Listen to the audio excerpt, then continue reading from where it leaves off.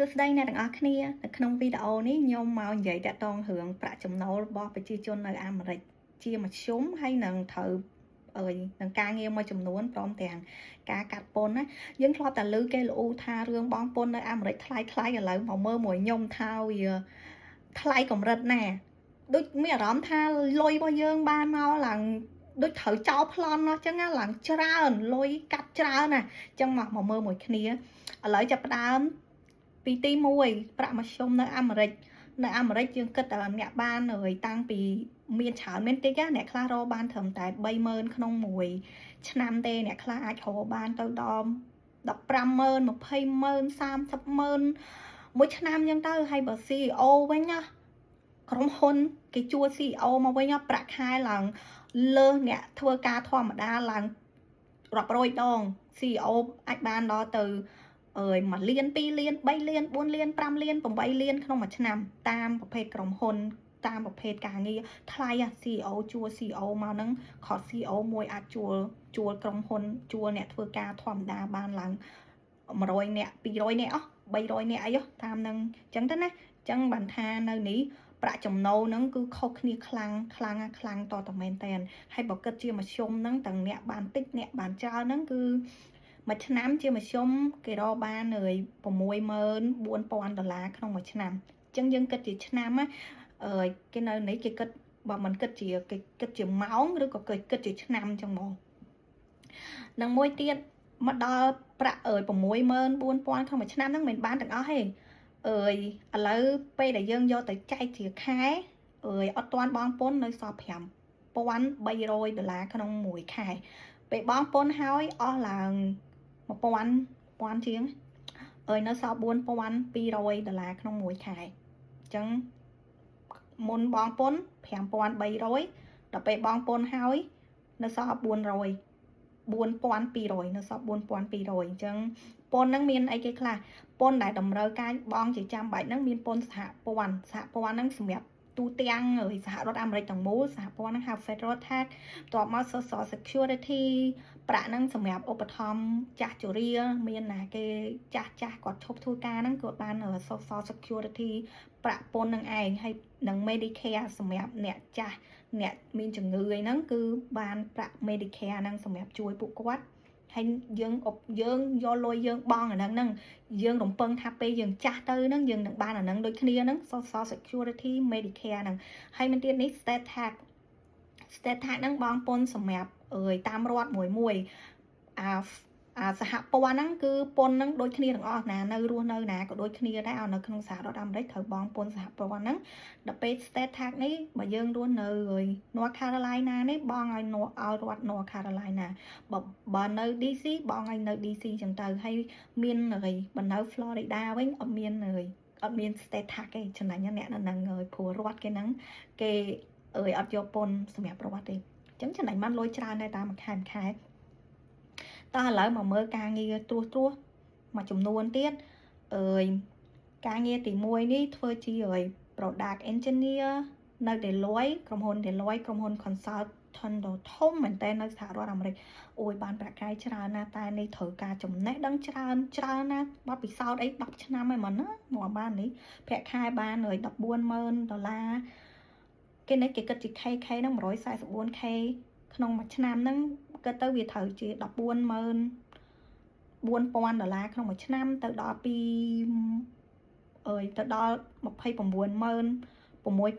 ក្នុងមួយឆ្នាំអញ្ចឹងប្រាក់ខែនេះច្រើនមែនតើបើគិតនៅអាមេរិកហ្នឹងអ្នកដែលបានប្រាក់ចំណូលប៉ុណ្ណឹងអត់សូវមានច្រើនមែនទេណាជាមួយទៀតបន្ទាប់នេះបើធ្វើការនៅ Sam Club វិញ Team Manager Development Sam Club ជាកន្លែងលក់អីវ៉ាន់លក់អីលក់ដុំលក់អីហ្នឹងឲ្យយើងទៅទិញមានគ្រឿងប្រើប្រាស់ក្នុងផ្ទះមានម្ហូបអាហារគ្រឿងធ្វើម្ហូបសាច់ជូកសាច់គោសាច់មាន់អីក៏មានលក់នៅហ្នឹងដែរអញ្ចឹងបើជា Team Manager Developmental រកលុយបានតែរៀងបៀបaverage ទេគឺប្រាក់មធ្យមទេនេះគឺបាន$60,000ទៅ$80,000ក្នុងមួយឆ្នាំឯងហើយត្រូវទៅធ្វើការ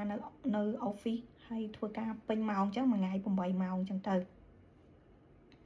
និងមួយទៀតនេះបើធ្វើការនៅ Walmart នេះ seasonal team supervisor នេះបានប្រាក់ខែถึงតែ$19ក្នុង1ម៉ោងទៅ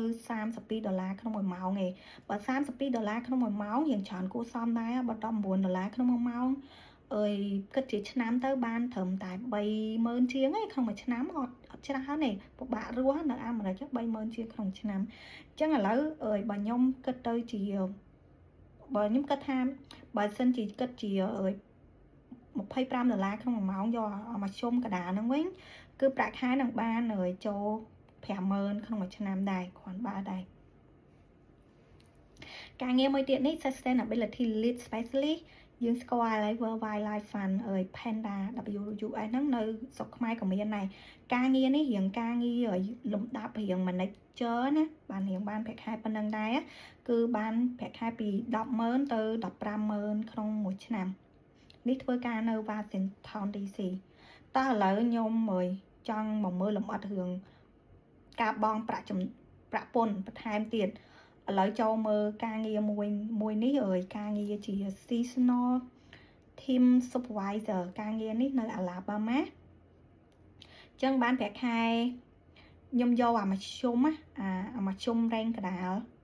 គឺគិតថាបាន$25ក្នុង1ម៉ោងទៅចុះណាចឹងក្នុងមួយឆ្នាំយើងរកបានមុនបងពន្ធគឺ$22000ក្នុងមួយឆ្នាំហើយបើគិតជាខែមួយខែយើងបាន$4300ក្នុងមួយខែមុនកាត់ពន្ធណាតែពេលកាត់ពន្ធហើយនៅសល់ប៉ុន្មាននេះមុនពេលកាត់ពន្ធ$4333ក្នុងមួយខែបងពន្ធឲ្យ Federal $338បងពន្ធឲ្យ Social Security $268ហើយ Medicare $62 State Tax $179និងចុងក្រោយពេលបងឲ្យអស់នៅសល់$3483ចឹងក្នុងមួយខែបើយើងធ្វើការជា seasonal team supervisor ហើយប្រាក់ខែយើងបានប្រាក់បំណាច់របស់យើង$25ក្នុង1ម៉ោងហើយខ្ញុំគិតថាយើងធ្វើការ8ម៉ោងក្នុងមួយថ្ងៃចឹងសៅរ៍អាទិត្យយើងឈប់ទៀតខ្ញុំគិតធម្មតាខ្ញុំគិតជាទូទៅសម្រាប់ការងារពេញម៉ោងតែបើយើងធ្វើការក្រៅម៉ោងធ្វើការលើសម៉ោងអីយើងអាចបានច្រើនជាងនឹងទៀតចឹងទៅតែឥឡូវចូលមកដល់មួយទៀតមើលទៅលើការងារនៅ WWS នេះវិញមើល Sustainability Lead Specialist ចឹងខ្ញុំយក rank កាត់យកអារៀងខ្ពស់ណាខ្ញុំគិតថាអូខេគាត់បកកាយគាត់មានសមត្ថភាពឥឡូវគាត់ដាក់ជាប់ការងារហ្នឹងធ្វើការបាន$150,000ក្នុងមួយឆ្នាំបើ$150,000ក្នុងមួយឆ្នាំក្នុងមួយខែប្រាក់របស់គាត់បានមកគឺ$12,500ក្នុងមួយខែតែអត់បានមកទាំងអស់ទេណាឥឡូវតោះដកពន្ធបើដោយសារការងារនេះនៅ Washington DC អញ្ចឹងFederal holding Federal tax នេះអស់$2,000ជាងក្នុងមួយខែមិនមែនមួយឆ្នាំទេណាគឺមួយខែ Social Security $775 Medicare $183 State Tax $929ចឹងមកអា gross pay របស់យើងអាប្រាក់ដុលមុនកាត់ពន្ធ$12,500ក្នុងមួយខែឥឡូវកាត់ពន្ធហើយនៅសល់$8,553ក្នុងមួយខែគិតមើលនេះឡើងអស់ឡើងរាប់ពាន់ណាគ្រាន់តែបងទៅរត់ណាចឹងណាមិនស្ដាយលុយមិនប្រាក់ខែគេបានច្រើនហើយតែក៏កាត់ពន្ធអស់មកកណោអញ្ចឹងណាចឹងបាទអ្នកនៅអាមេរិកនេះណាក៏គេល្អរឿងពន្ធដែរឥឡូវវាខុសគ្នាទៅតាមរដ្ឋឧទាហរណ៍បើសិនជាគាត់ធ្វើការនេះអត់នៅ DC ទេតែការងារនេះតម្រូវធ្វើនៅ DC ខ្ញុំគ្រាន់តែជួយឧទាហរណ៍ថាបើយើងធ្វើការនៅNorth Carolina បានប្រាក់ខែប៉ុណ្ណឹងវិញចឹងពន្ធ Federal ដូចគ្នា Social Security ដូចគ្នា Medicare ថ្លៃជាង$183ហើយ State Tax រៀងថោកជាងចឹងចំណេញបានចូល$500ពីលើហ្នឹងចឹងនៅសល់បានមកផ្ទះ take home pay ហ្នឹងគឺ$9,000ក្នុងមួយខែចឹងបើយើងរកបានប្រាក់ចំណូលប៉ុណ្ណឹងហ្នឹងហើយបានឥឡូវឃើញមួយគ្នានេះថាលុយរកបានកាន់តែច្រើនបងពន្ធកាន់តែច្រើនបើរកបានតិចក៏ត្រូវបងពន្ធដែរបងពន្ធតិចតាមហ្នឹងចឹងទៅ Chẳng rồi video nó miên tai phần năng ấy còn là trong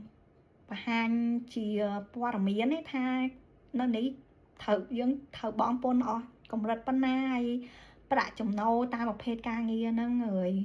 ban bà pan chẳng á ở con tràn video nó miên tại phần năng ấy